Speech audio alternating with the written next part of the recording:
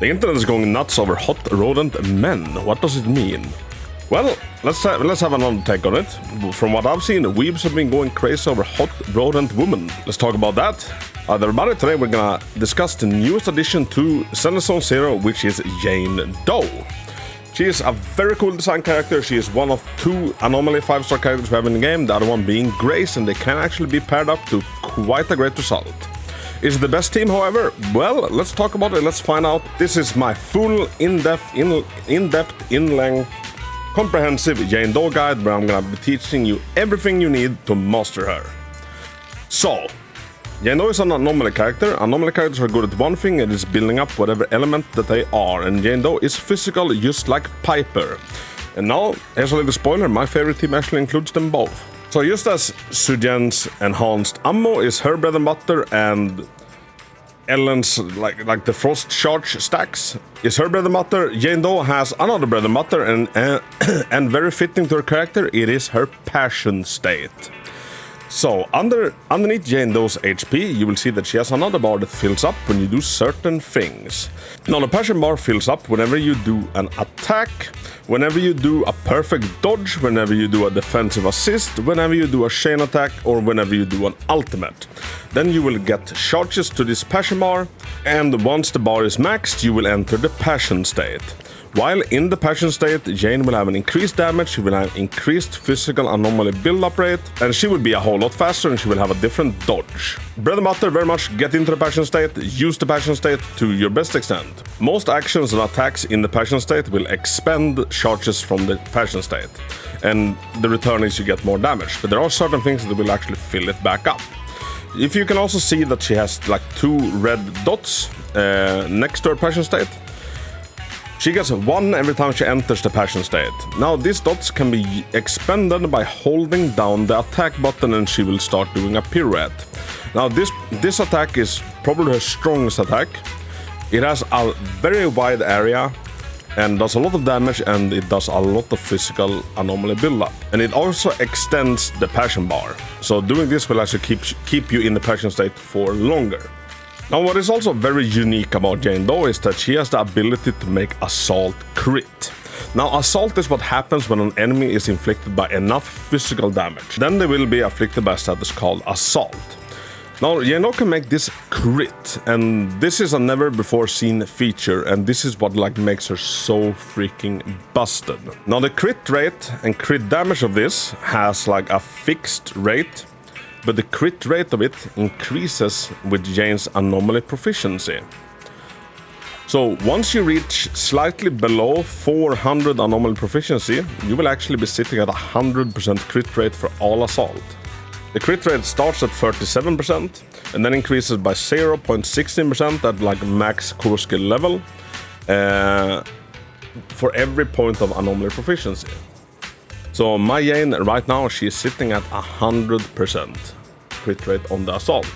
And now what's also really cool, and what I don't feel like enough people factor in when they talk about or when they make guides about Jane, is that this effect can actually be passed down. She actually allows other people in the team to also inflict critical assaults as long as Jane has hit them within the last 10 seconds. And this is why I like running her with Piper.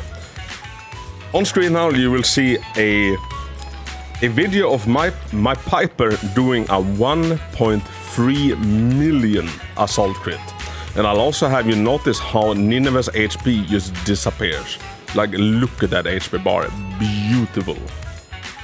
And for Jane's additional ability we have Sore Spot. And this is unique, Jane is the only character in the game with this flavor text. When another character in your squad is an anomaly character or shares the same faction. And Jane belongs to the police faction, and well, anomaly characters are either Grace or Piper as of right now, but we have Bernice coming up ahead. And potentially they work really good together. So, when this is active, Jane's physical anomaly build-up rate is increased by 20%. When an enemy is already suffering from an attribute anomaly, Jane's physical anomaly build-up towards the target is increased by an additional 15%. Now, this is very freaking good. Also important to note, in a disorder team, if Jane is the first one to apply, like when disorder happens, which is when two status anomalies meet, like shocked and assault, like they cancel out each other. So like after disorder hits, the enemy isn't technically inflicted by any sort of anomaly status, which also could sway it slightly towards like an assault team, but in an assault team, this is obviously not an issue because the enemy will constantly be suffering from assault. Another very unique thing about Jane is that she can convert her anomaly proficiency into attack. So if we remember from her core skill, she gains higher crit rate for her crit assaults. And slightly around 400, you'll be sitting at a 100% crit rate for the assaults. Now there's a similar thing in play with her attack. For every anomaly proficiency that exceeds 120, so 120 onwards, every little extra point of anomaly proficiency will increase Jane's attack by 2, up to a maximum of 600. So, if we take 2 times 300, we then reach 600. So Jane's extra damage from this caps out at 420 anomaly proficiency, which is quite a hard requirement, depending on what team you're on. She was released with Seth, which is quite a good teammate to pair with her, and he's the only character in the game that can pass along anomaly proficiency. So if you use Seth, this is gonna be quite easily achievable. Other than that, well, you better be banking on her W engine. For Jane's builds, we have some options, although there is one option that stands out above everything else. And it is gonna be the 4-piece of Fanged Metal, coupled together with a 2-piece of Anomaly Proficiency. Now, Jane doesn't care too much about crit, since the crit of her assault, which is the absolute majority of her damage, comes from like a set crit rate and a set crit damage that is influenced by anomaly proficiency, and not the actual crit rate and crit damage stat. Normally, a hyper carry does very well with Woodpecker Electro. Well, not Jane. You can, although it will be to a lesser extent, you can also run a 4-piece Freedom Blues with a 2-piece Fanged Metal, although I would recommend against it, since 4-piece Freedom Blues requires you to hit EX special attacks, and while Jane's EX special attack is, like, it isn't bad per se, it is almost like the lesser of her kit. It's used basically to get back into the passion state, because it does give a lot of passion stream, but other than that it doesn't really do anything fancy. So that's why I would recommend against using a 4-piece Freedom Blues. Instead, we use a 2-piece to get the Anomaly Proficiency. And the stats you are looking for is gonna be on disc 4, you're gonna want Anomaly Proficiency. On disc 5, you're gonna want either Physical Damage Bonus, Pen Ratio, or Attack Percentage. Now, I haven't gotten lucky enough to get a good Physical Damage one yet, so I'm running Attack Percentage one. But the most bang for the buck is gonna be Physical Damage Bonus, after that Pen, and after that Attack Percentage. And for the top one, you want Anomaly Mastery, and the substats you're looking for above everything is Anomaly Proficiency, Pen Ratio, and Attack Percentage, because these are all effects that will affect the assault damage. And once again, Jane's bread and butter, her entire damage most of her damage comes from assault. For her W engines, there is a little bit of a sad story to be told. The ones that already exist in the game aren't great for her, and almost every single one of them comes at like some loss of effect, but simply because the uniqueness of how Jane operates and how Jane works. You can run the Fusion Compiler, which is Grace's signature one, although you will have a very hard time stacking this one up past 1 stack, but it does give a massive amount of pen ratio, so it can be used, and it is gonna be her like second best engine. After that, there is still calculations to be made, but people are saying that Weeping Gemini is kinda decent. Whenever a squad member inflicts an attribute anomaly on an enemy, the equipped against a buff that increases anomaly proficiency by 30. Stacking up to 4 times. This effect expires when the target recovers from a stun or is defeated. Duration, blah blah blah. This one works. Another very easy accessible, although very time consuming to get to full stacks, is the Electro Lip Gloss that we get in the Battle Pass. The Electro Lip Gloss is actually really good, and it has anomaly proficiency, and this is gonna be her best A rank engine. But same with this one. The gap between this and her signature one is simply massive.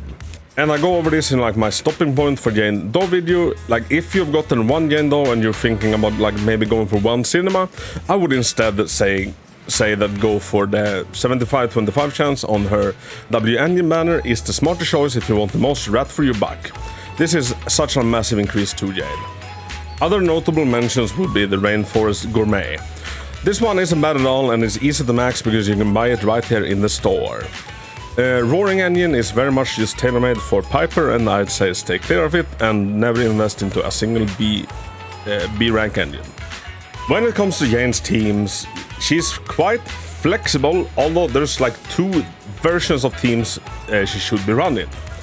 So you have to ask yourself, do you want to run a pure assault team or do you want to run a disorder team? An assault team means that, well, the status effects that's gonna be inflicted is primarily gonna be assault, if not only assault. Or a disorder team where you need to bring like someone else of a different element that is also very good at inflicting whichever anomaly they belong to, whether it's electric, they inflict shock, or fire, they inflict burning. Once again, disorder happens when two status effects meet, so an enemy already suffering from shocked meets assault, and then a big chunk of damage happens. Now, disorder used to like be really freaking cracked, and the team you're looking at now is kind of the team I've been running, but with Piper instead of Jane Doe. And disorder has always like been the bigger proc in that case. Although now Jane kind of comes and puts everything on its head since she can make assault proc. Like I've done 1.3 million damage with an assault stack, but the disorder stack doesn't benefit from Jane's crit and whatnot. So assault ends up being the biggest chunk of damage by quite a lot.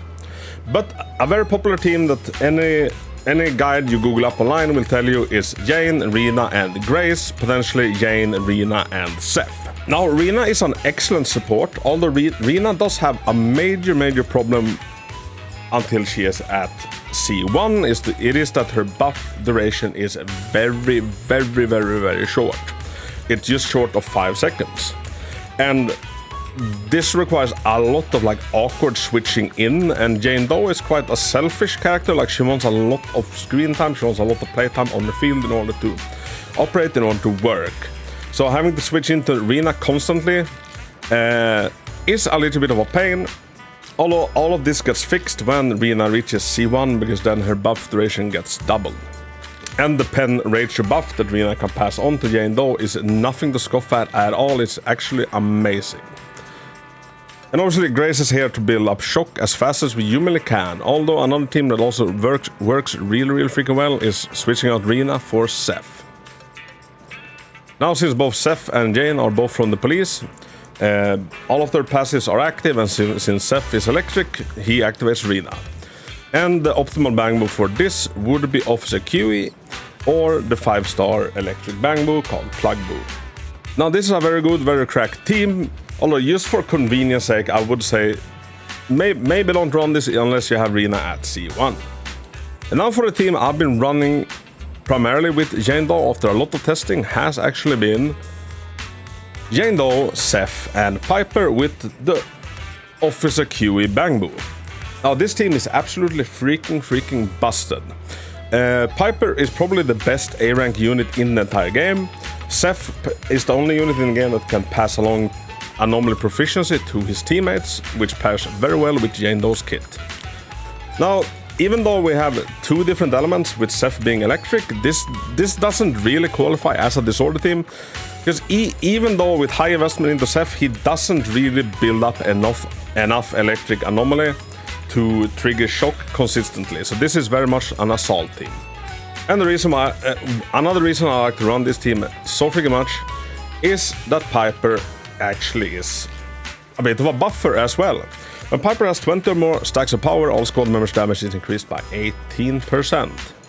So just a flat 18% increase to all damage And this buff lasts for quite a long while, especially when you have the cinemas for Piper. So she acts like as a second assaulter, and she also acts as a buffer for the team. So then you have a Jane Doe being buffed by both Seth and Piper, and in my opinion, this is the best team for Jane Doe currently, and it's very free-to-play friendly since it contains 2 A ranks. And the optimal bang move for this is Officer QE, since we have 2 police officers. Other notable mentions would be the Bang Volver or the Lucky Boo, or anything that gives you energy, since Piper is quite energy hungry, and so is Seth. Another team I've seen run that I've tried out to some extent has been Jane Doe, Nekomata, and Seth, or Jane, Nekomata, and whatever support of your liking. Zenless is very flexible, so like going over every single team is gonna be hard. This team works alright, since Nekomata also gets her increased buffs from enemies being assaulted, and there's gonna be a lot of assaulted enemies in a team like this. The problem with this is that both Jane and Nekomata requires a lot of on-field time in order to function, in order to like get the most value out of, and I feel like it is the lesser version. Then another mention I need to do with Piper is that she is also the perfect wearer for Freedom Blues. And the 4-piece does it whenever your EX special attack hits an enemy, the build-up press, and the 4-piece of Freedom Blues and the 4-piece for Freedom Blues reduces the enemy's build-up resistance to the wearer's attribute. And Piper obviously shares the physical attribute with Jane Doe, so having Piper also being able to shred the enemy's defenses is quite alright. The downside is that this only lasts for 8 seconds. Yeah, personally I just feel like Piper does too much in this team to like be switched out, and anything you switch her out to will be to a lesser extent, will result in a worse team. But it very much all comes down to like what units do you have invested. Do you have Rena C1, then like that skyrockets Rena's support potential for Jane by a lot. For Jane's cinemas, they are all good, but none of them are needed, but there are some better than others. Jane's C1 is quite right, it's one of the better C1s we have. Gives her more physical anomaly build-up rate and increases her damage. C2 is perhaps her most important, or it is her most important one, and it is gonna be like the biggest increase in damage apart from her C6. When Jane's attack hits an enemy in the Gnawed state, which is, well, any enemy that has been hit by Jane, they are in the Gnawed state. Or when any squad member triggers assault on an enemy in the Gnawed state, 50% of the enemy's defense is ignored. Additionally, when assault damage triggers a critical hit, the crit damage dealt is increased by an additional 50%. Now, this is very good, and this also like leans more heavy into like an assault heavy team. Although Disorder gets some love at C4. When any squad member triggers the assault or Disorder effects, all squad members' attribute anomaly damage is increased by 18%, lasting for 15 seconds. And with how fast Jane applies assault, this buff is always gonna be active. And finally, Shaded Technique, which is her C6. While in the Passion state, Jane's crit rate is increased by 20% and crit damage by 40%. After any squad member inflicts assault, Jane instantly enters the Passion state and gains max Passion stream. When assault triggers a critical hit, Jane performs an additional attack on the target, dealing physical damage equal to 1600% of her anomaly proficiency. Now, this is absolutely freaking crazy. Although beware, it's hidden behind C6 and it is absolutely not needed in any content. I have her at C2 and I clear everything with ease with Jane. She is right now the strongest character in the game. Only go to C6 if, I don't know, you're into some shady business or where you don't have to worry about money at all. Personally, I stopped at C2 and now I'm eagerly awaiting Caesar. So let's do a little bit of a TLDR to sum up the entire guide. Jane is an amazing character. She's an anomaly character and she makes assaults crit. Her bread and butter is her Passion state, which she enters by, well, basically doing a lot of stuff. She gains most Passion stream by doing an ultimate or doing a chain attack, so those are incentivized. Whenever Jane enters the Passion state, she will gain 1 stack of Salcho Jump, which is the little dot to the right of her Passion bar. When she has one of these, she can hold down the attack button and do Salcho Jump, which is a pirouette that deals a massive amount of damage, has a wide area, and it deals a massive amount of physical anomaly build-up. It also extends Jane's time in the passion state. She can be run in 2 different teams, either an assault team where assault is like the only status being inflicted, or she can be run in a disorder team where you have other characters building up their whichever element, whether it's Grace building up electric, Rena building up electric, or in the near future Bernice building up fire. Both teams are kinda similar when it comes to like performance and damage, so run whichever you feel most comfortable with and switch it up and try different combos.